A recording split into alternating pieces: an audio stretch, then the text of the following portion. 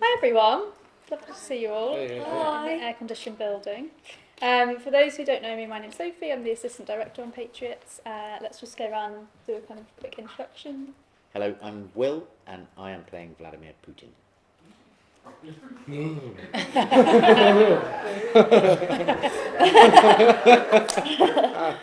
I'm Miriam, I'm the set designer and costume co-designer. Oh, you've done your I've introduction. done mine. I'm Yolanda and I play Boris's ex-wife and Marina Litvinenko.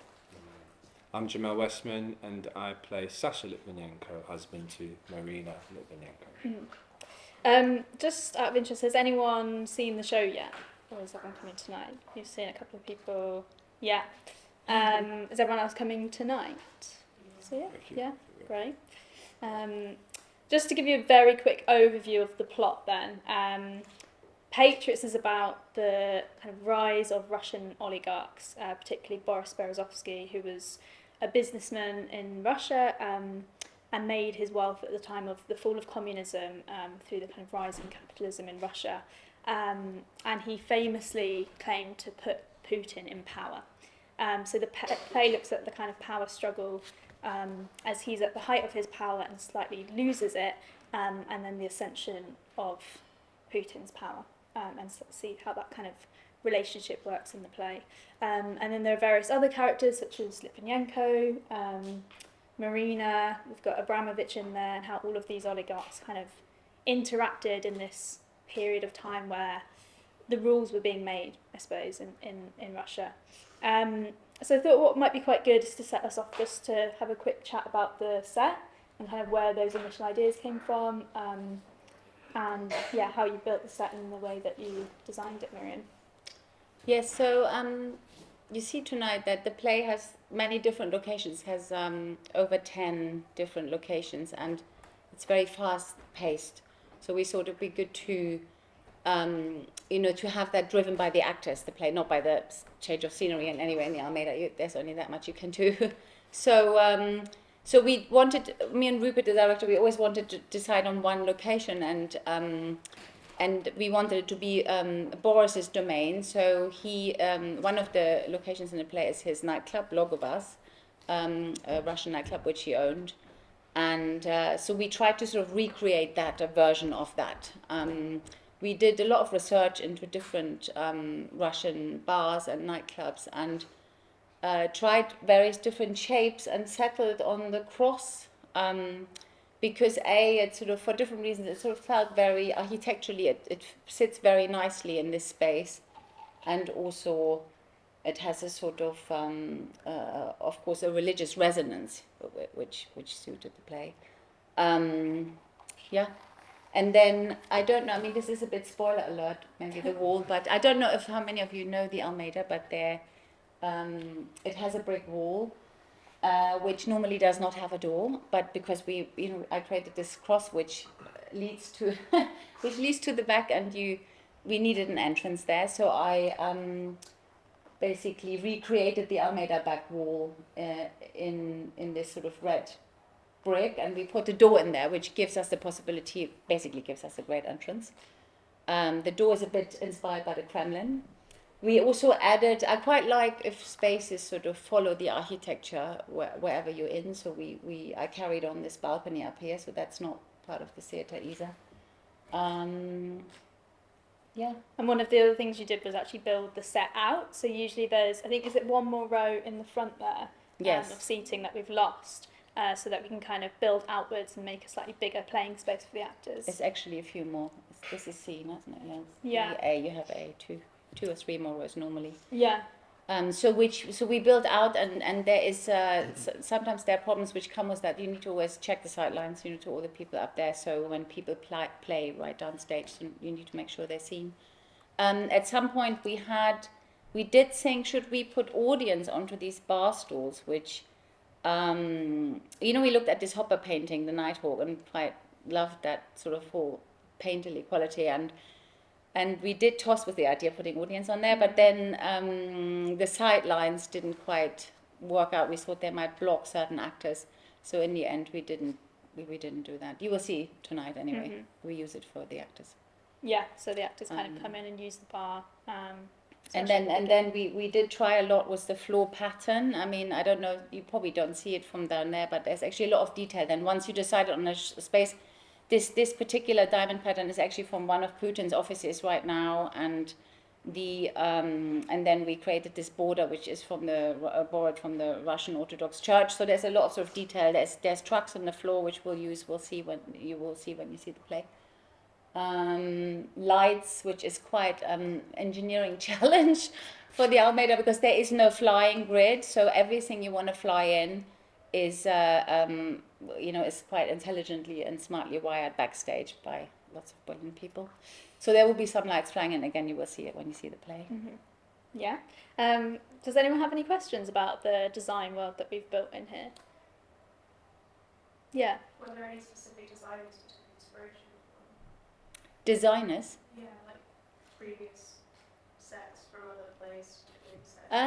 No, actually, I work a lot here. I did a lot of shows here, so I did a lot of different configurations. I did Spring Awakening. I don't know if you saw that. Maybe some of you saw that.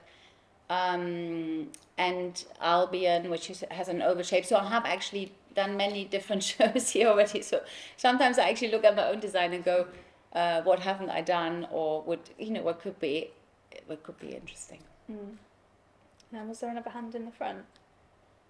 Yeah. I was just thinking, so we're in the show, I think there are oil pipes down there are mirrors down there, like specifically the oil pipe was line the design that went into the crumbling. Yeah, I mean, it's funny because actually that wasn't written in the play, but then we thought we can't really do a play about Russia right now, which hasn't got any gas and oil pipes. So it felt very important to have that somehow, and then we designed them, and it's quite a sort of nightmarish Kafkaesque scene when he comes and opens the door. So they have to be put there really quickly. And there was a moment where we thought, should we cut them? Because it's quite difficult actually to do. There's not much space backstage, and the team does a brilliant job. But then we hung on to them, and we made them work. I think it works quite well. Yeah, so that's a spoiler for anyone who... Spoiler, yeah, sorry. And then, there is a mirror, again, another spoiler. Yeah. Any other questions about the kind of design world? Yeah, that's okay. Will, I suppose, obviously you're playing Putin, such a big character to play, and also a present day character that kind of lives on and continues disruption, I suppose, but you kind of had to go back to his early career and build a character from that, and it's been really astonishing watching you physicalise that as well as find your own Putin within the text that Peter's written. I wondered if you had any kind of thoughts on how you built a real life character but also made it your own. That's a very good question. So there's often a moment playing a real life character, whether they're from history or in the present day. I think this is the first time I've done it in the present day, but you get the part. How exciting! You go and you buy an enormous amount of stationery, and you go and buy a lot of books, and you look at a lot of documentaries, and so you have this sort of very frenzied moment of just information and overexcitement. And then there does come a moment when you realise, I can't fit any of this in. I've got to do the actual play. I've got to do the thing that's written down. But there is something about the effect of that, of sort of that, carrying that mass of information in your head, which is it's a sort of alchemy that you don't. I'm not aware of what I've used of it, but it does give you a kind of confidence feeling that you know your way around the person. In the case of Putin, there's so much. I mean, there's just so much information out there at the moment. There's so many people who've got information, have got opinions on him, including himself. And I suppose what's very useful is simply trying to. I found it useful trying to observe him physically. It's a curious thing, observing him physically and in press conferences and stuff like that. Of course, he's speaking in another language, and another language does affect you physically as well. There's a sort of the musicality and the rhythm of a different language. I sort of spent some time thinking how to. He's got a very sort of rapid, quick-fire way of throwing things away, but that's partly to do. Maybe it's my ignorance, but that seems to me partly to do with Russian. There's a particular sort of rhythm to it, which you can't really reproduce in English. So you do, but you have a sort of freedom in a way to try to find an equivalence of what the sort of energy he gives off. There's a great stillness in him, which interested me and which I wanted to try and of course everybody talks about the walk. And For anyone that doesn't know what the walk is, could you give a bit of... well, I mean, the walk, sort of, there's a lot of, if you go on YouTube or anything, there's sort of endless sort of discussions of what the walk is. I think that in the KGB training, because a lot of Russians have this same walk, the right hand tends to stay still by the side, and the left hand swings quite a lot. I mean, in Putin's case, it's particularly sort of marked that there's this sort of gunslinger thing, as if he had a gun at his side, and he never wants to let his right hand stray too far from where the gun might be, so that he can draw it.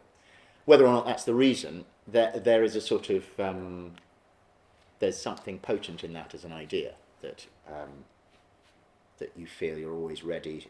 You're always ready on that side in some way, but at the end of the day, as much research and thinking as you do, you've just sort of got to say the actual words that that are written. So it's a curious sort of osmosis that you do. I imagine. I mean, you guys find the same because there's a lot of Litvinenko information, isn't there? And you can sort of take it all on board, but and it sits somewhere inside you, and it gives you a sense of self, a sense of security within the character, but a lot of it is sort of technically unusable. It's absolutely fascinating and a sort of an enormous privilege and quite rare, like you say, to be playing a character who exists in everybody's mind. So you are having it's a particular sort of imaginative relationship that you enter into with the audience, because everybody's already got their idea about this person, and so there's this sort of secret conversation happening between each individual's mind, and it's very curious. You do feel it. There are particular moments in the play when, just when I'm introduced at the beginning of the play, you can feel slightly the audience going, oh. that there's just that the name itself kind of means something to everyone. And the moment when I can actually step on stage, it has a sort of power to it, just because everybody's thinking, oh, it's Putin. So, and it's an enormous privilege as an actor, that, because you don't, in every job, get to meet get your idea to meet another idea in such a sort of marked way.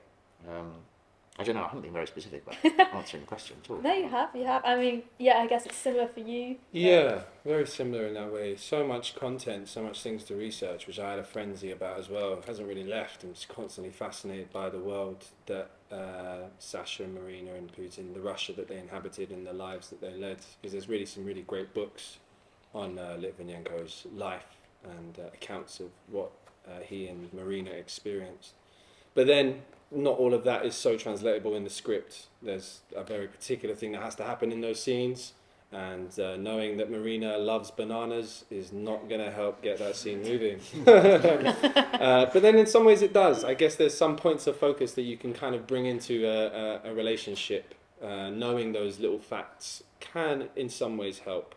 How Sasha typically is about his work might be helpful to know that he doesn't speak on it very much. So the idea that there's a scene between Sasha and myself and Marina where they are talking about the work. And so it's like, oh, what does it feel like to talk about a very dangerous business that he doesn't want to bring into his private life? So there are some ways in which it works and some ways in which it doesn't help. But again, I think it comes down to that confidence, knowing that you have done that research, knowing that you have, as much as you can, extensively explored and entrenched yourself in the times and the behaviours. Again, other facts. Mars and Snickers only got introduced in the 90s. I don't know how much that's going to help me in the scenes, but it's kind of helpful to know, like, in a way, because you're like, oh, right, so there are some things that Russians just really didn't have. There was a level of, I don't know, frugality that Litvinenko lived. He didn't really live beyond his means, whereas many of his colleagues did. They all took odd jobs here and there, made loads of money and drove really nice cars, whereas he kept it very simple. Him and Marina lived in like a one-bedroom flat for a really long time. So you're like, oh, this is the type of man he is. But yeah, at the end of the day, when you walk into the rehearsal room, you can come with all this information that you've researched, but we're doing this scene, so can we do this scene that's present right here? And so all that stuff you have to let go. And like you say, some of it stays in some ways by the way you play it. I guess you're not really thinking about those things when you're doing the scene. You're thinking about what does this character want, and what what do they need to do to get it. I think it's different when the character you're playing is. I had no idea what it's like to play a character that's alive, that's alive and like present in everyone's minds. So I feel like there's a different type of homage and respect and due diligence paid to the character when they've given their life to the thing that they're trying to achieve. And you're like, okay, well, I've got to really respect this character and really try and honour their spirit and who they are. And fortunately, Peter Morgan wanted to do that too. I guess in the notions of stories, Sasha plays like the spiritual death character, which is for the main characters, someone dies and it helps them recognise their sense of self in their journey towards their kind of ultimate goal. So it's really honouring that. I found it deeply humbling because it's a man who gave his life to speaking truth to power. And there's not many of those around because, hey, we're all, he says very clearly he's not afraid to die in a lot of his words. But then what does that cost? There's so many questions to answer. I'm kind of getting lost in my own questions. What does it cost the relationship with Marina? It doesn't really get played enough in this, but it does cost that relationship to say, I'm going to go and do this. There is a scene that was once in the show. We're going to go and do this thing. I'm out to speak truth to power. What does it cost their relationship? The love that they had. What does it cost having a child? So all those things are at play. You might not see them in the scene. They might not be said. But we know that we have a child. We know that this child who's 6 years old is being taken from their home country and being, on the run. Their lives are at threat to go to live in the UK, where they potentially are still at threat. So we carry them for ourselves, and the audience kind of receive whatever the scene says. But it's always helpful. And we actually had Marina, who is still living in England, came into the rehearsal room, which was really powerful and. A really strange and wonderful thing to have happened, and she came in and kind of gave her, I suppose, her version and her story, but very much I felt like she was kind of happy to pass that role on to you, for you to explore and to find yourself, and she seemed happy with it on press night, we hope. But I don't know if you have any thoughts on that, Yolanda. I mean, I don't know really, that she was just remarkable when she came in to talk to us, and so generous with all of her offerings of like tragedy, and really honest about her experience. And you could she was really open to being asked about anything and wanted to talk because she really feels that she wants Sasha's legacy to live on, in whatever form that is. So whether that's on stage, on television, or, if she's sort of fighting for justice. But yeah, she's, it was amazing meeting her, a real privilege. Yeah. I'd love to get some questions, if you have any, obviously either on the play or maybe the process of working on a piece of new writing, maybe industry stuff. I've got some. I think yours went up first. Yeah. Okay. So with a character like Putin, who is very, very, very present right now. Every day is some horrible piece of news connection. And I was wondering if that's affected every performance. He continues every day. That's like goes into your mindset, and that's sort of like very much in your conscience during each performance. Do you ever find your performance like being changed each night by what you hear all the time? I don't think it's changed by. I don't think my performance is. I hope my performance changes every night. In any case, Yeah. but I don't think my Will's attitude to Vladimir Putin in the news. I wouldn't really want that to affect what I'm doing on stage. Because the responsibility is sort of to the experience of the character and the experience of the character within the world of the play.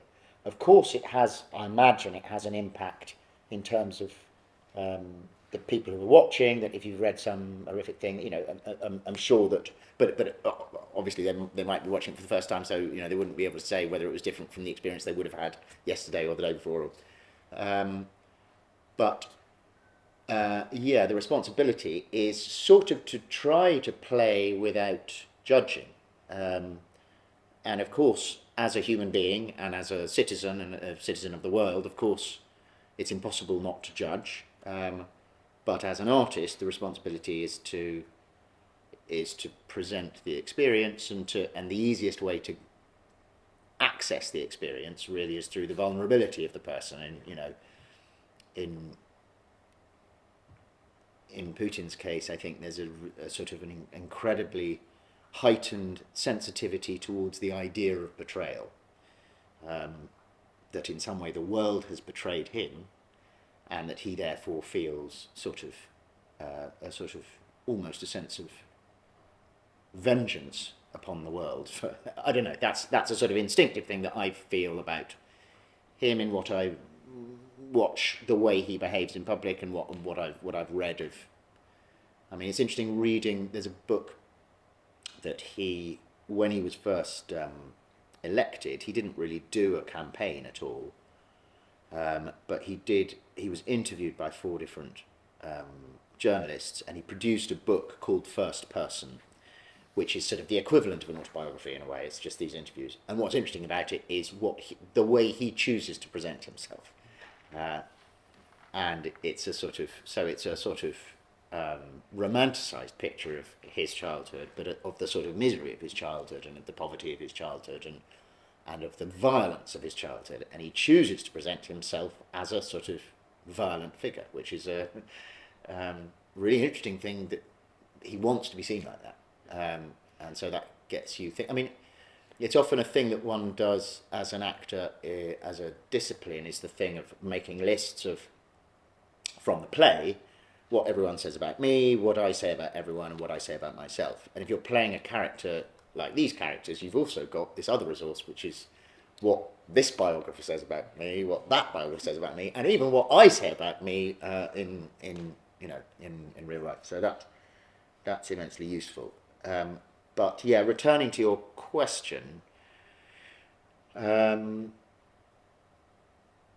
not aware of having been at any point in the process of having read the newspapers, read the news that day. Yes, every time I see him give a press conference or whatever, it's impossible not to be observing. But it's odd. It's sort of, it feels like one's trying to observe an inner world rather than the events, rather than and not to judge the actions. It's to do with trying to work into where he is in there. You know what I mean? No, yeah, it's really fascinating. Yeah. There's definitely, though, I think we definitely have had varying responses from the audience, kind of what you're asking, because I remember the day Boris resigned, the performance, that felt really spicy. Yeah. There's a line in the play about politicians getting in and worming their way in and failing the moment they get there, and that got a huge kind of response. So I think there's definitely an understanding of that connection to the news, and you feel that in the audience, certainly sat out there, you do. Yeah. Yes, who else? Yeah.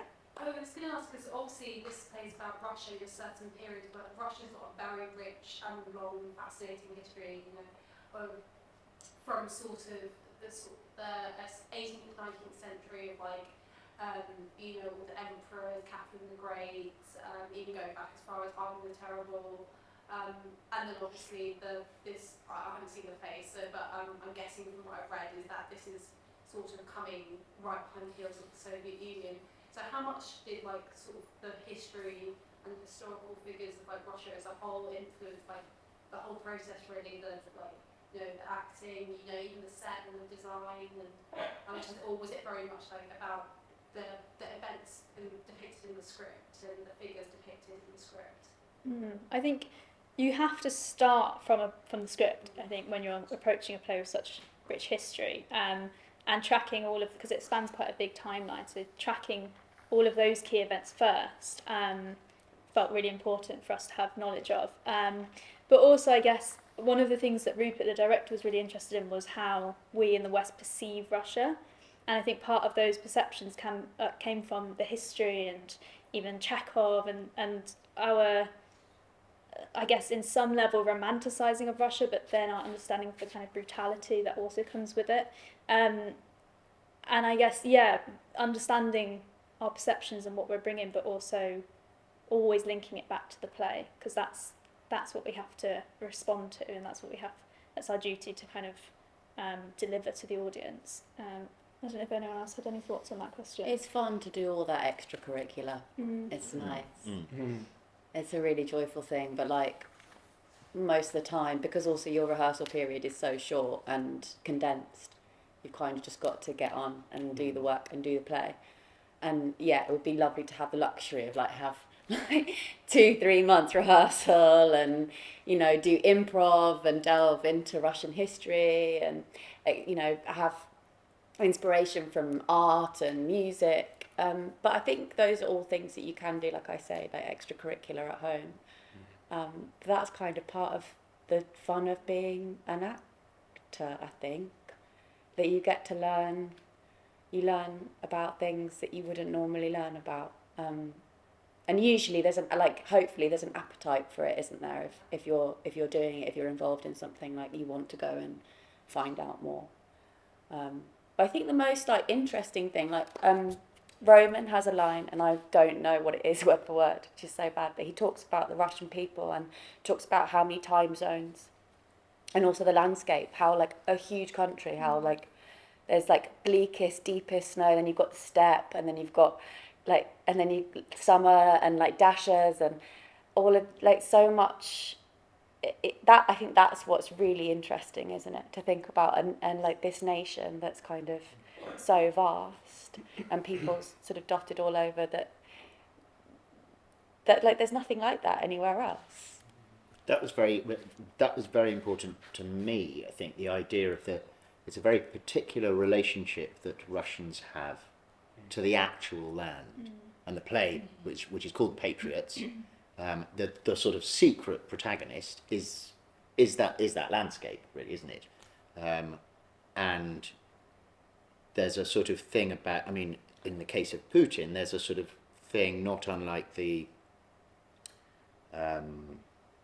you know, the ancient sort of medieval or Renaissance, or no, I mean even before that, monarchical idea of the country as embodied by the president or king or whatever, that you kind of are the land, and that there's something in the landscape itself that is beyond with which you have a sort of an emotional relationship rather than just a practical relationship, and that is a sort of, that it seems to me is a sort of secret running through the play, that all of the characters have this sort of passionate feeling about what this place is, what their this sort of almost maternal, I mean filial relationship with what this thing is, which is sort of inspiring and lovely to. Yeah. And music, actually, a lot of like people I asked when I started designing Russian friends what they think is really important in their culture, and a lot of people said music, which is sort of beautiful, like the music in the play. Yeah. Do I see some hands up? Yeah. Yeah, just in terms of like researching the sort of the true characters, how do you find, I'm afraid is like, so obviously when you're presenting with a script, you already are presented with an idea of that person from the writer. Then how do you find kind of matching that with your own research, and is that difficult or is that fine? I think Peter's pretty good, to be honest. I mean, it's not like everything is so meticulously researched. And okay, yeah, there's artistic license, and not everything is totally accurate to the letter, but certainly he had a Russian person helping him researching everything. Yeah, I mean, I guess you're serving the play, right? And I guess there have been times when thinking about Sasha, like that, effectively, in meeting Marina as well. That, and I guess we'd say of Putin, they're bigger than this play, right? They're people that lived and had a greater impact on, and that's why we're doing a play about them in a way. So in some ways you feel like, oh, but there's so many things I want to add to the palette of this person, but you have the scene, so it's kind of, yeah, sure, you could wrestle and try and throw in things that don't necessarily match up with the scene, but then you're not doing the scene, not doing justice to the play and the spirit that, as Yolanda says, is has been captured. The spirit of those characters has been captured. Is there, definitely. And so and there's no reason why that those elements can't be there. It might only be for you, and you feel like, well, I've given integrity to this character and this person based off of my research. But that's sometimes enough. You might not be able to say the things that he said. So there's a scene where he has a moment in front of the press. Sasha does, and he's calling out the FSB, who are effectively the police force, and calling them corrupt and full of decadence. And in that moment, I'm really worried and nervous. It's dramatic. It's a dramatic scene of like, I'm letting it all out right now. But in the real time of him speaking with his kind of fellow officers, he was really like super chilled about it. He was like, I'm not afraid to die. If I don't speak now, it will carry on. I do fear for my child and my wife. But I also realise that if I don't speak now, this will just carry on and carry on. But I'm not afraid to die. So that's real. That's real life, someone who's not afraid to die. But does that dramatically play off very well? If I went on the scene, well, I don't know, maybe it would. Maybe it would be really cool. I might try that tonight. No, I'm joking. But for the sake of the kind of the nature of the play and the movement of it and the kind of fluidity and momentum, you want that to be up there, because there's loads of other scenes where everyone is speaking kind of on a level to one another. So for the sake of his spirit and his essence, it's better that I play to this idea that this means everything. And kind of letting those things go. You learn all that stuff, you let it go, play the scene.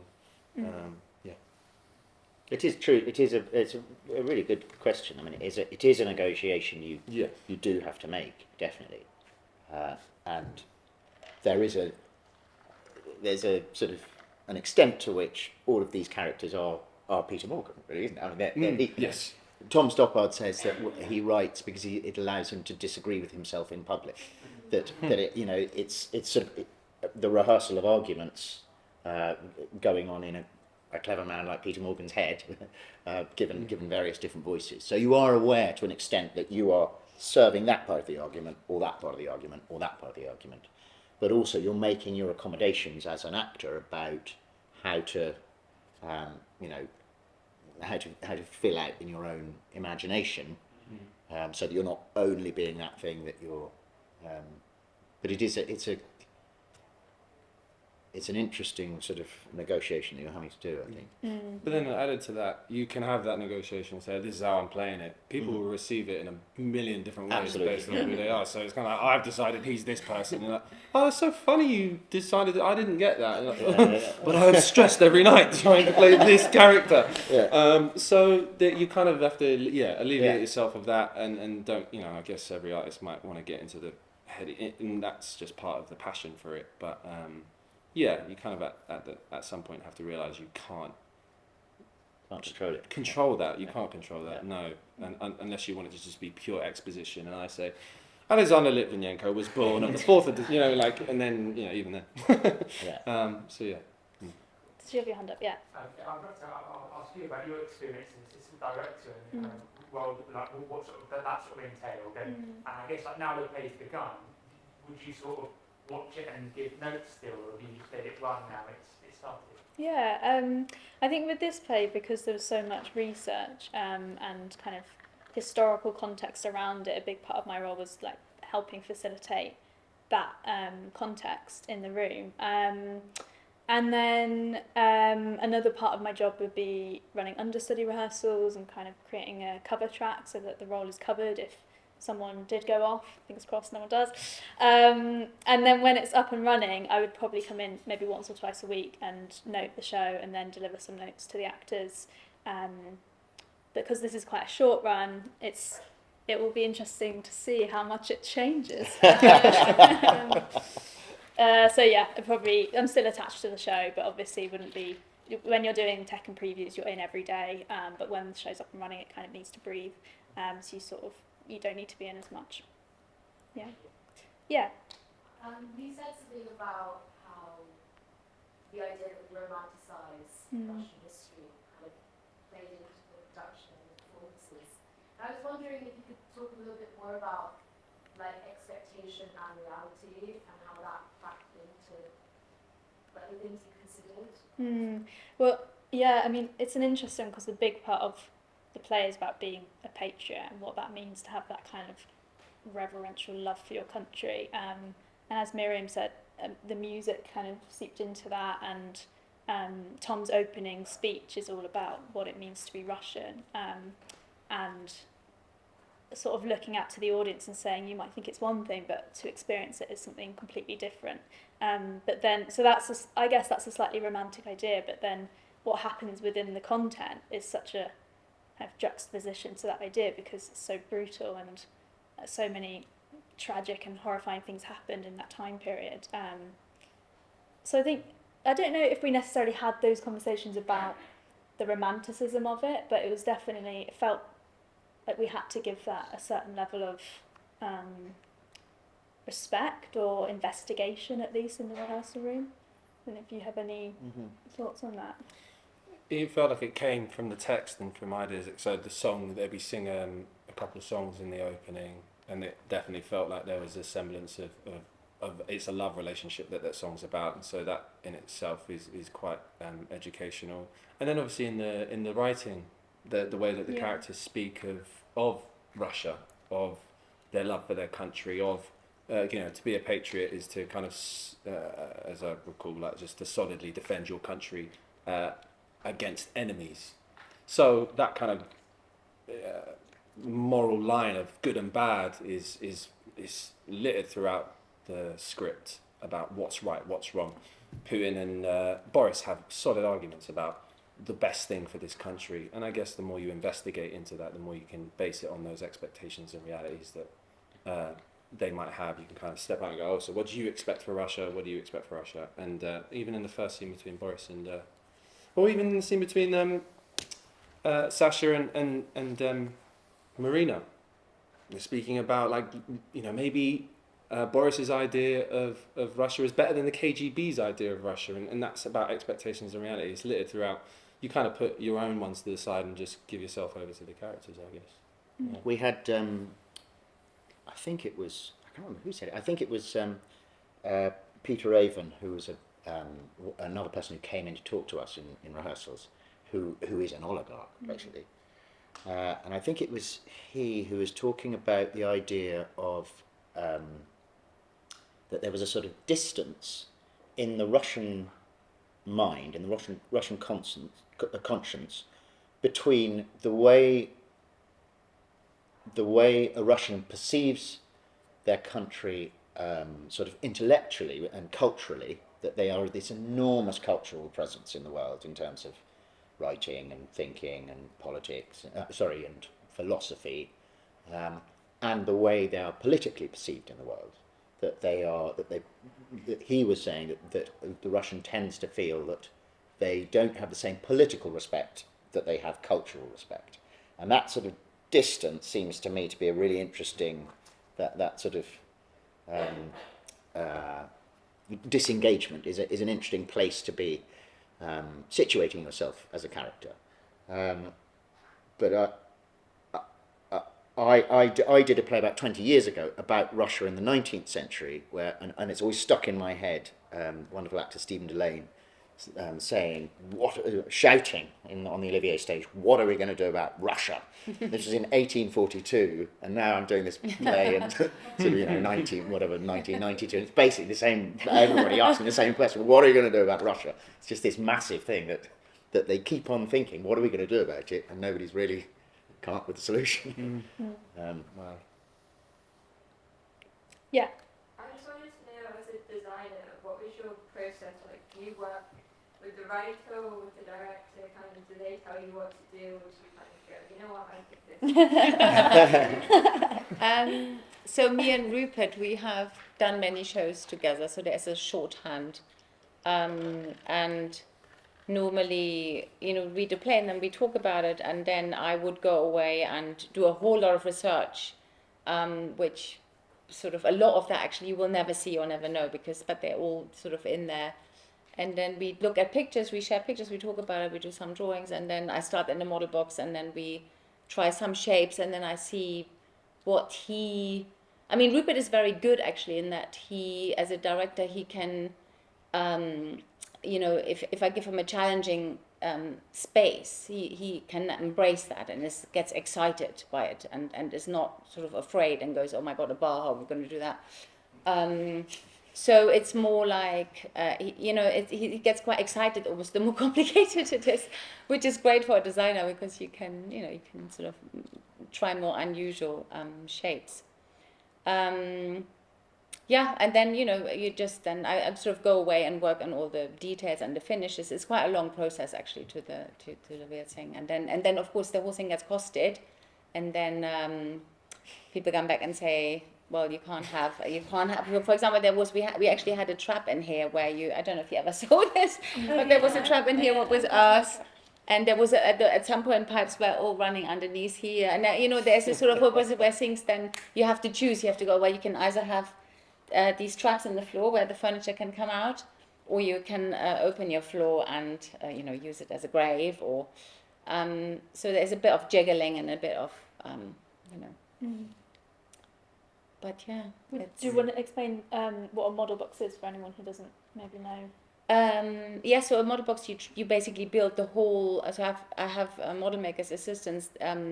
We draw it all up as CAD drawings, and then they build it in a smaller scale, in 1:25, in a model of the Almeida, and then we change it and change it and change it, and there are like lots and lots of white cards. So you always work to a white card stage first. And then that normally gets costed, and then you change it, and then you work to a final, which is then the colored version. But there are lots, and you go through a process of many models, quite regular. Well, thank you very much for coming along. I hope you enjoy the play this evening, and we'll see you out there.